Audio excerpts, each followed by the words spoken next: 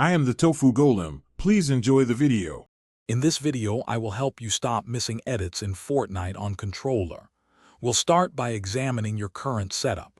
First, take a moment to understand your editing sensitivity and controller dead zone.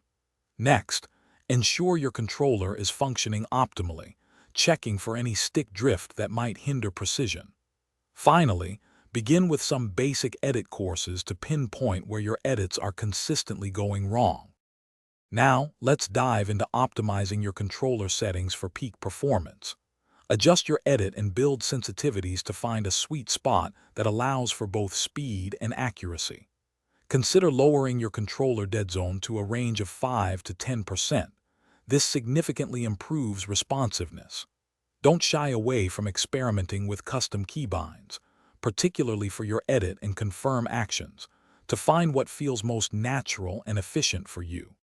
Consistent and smart practice is key to mastering your edits. Dedicate at least 15 minutes every day to focused edit practice maps, concentrating on precision and speed.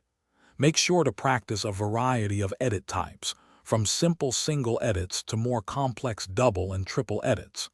Additionally, incorporate free building sessions into your routine. This allows you to seamlessly apply your newly refined editing techniques in a more dynamic and creative environment.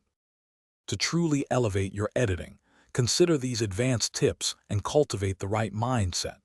Learn to anticipate your opponent's movements, allowing you to pre-edit and secure a significant tactical advantage.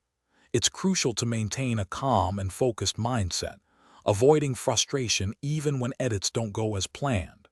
Finally, regularly review your gameplay footage.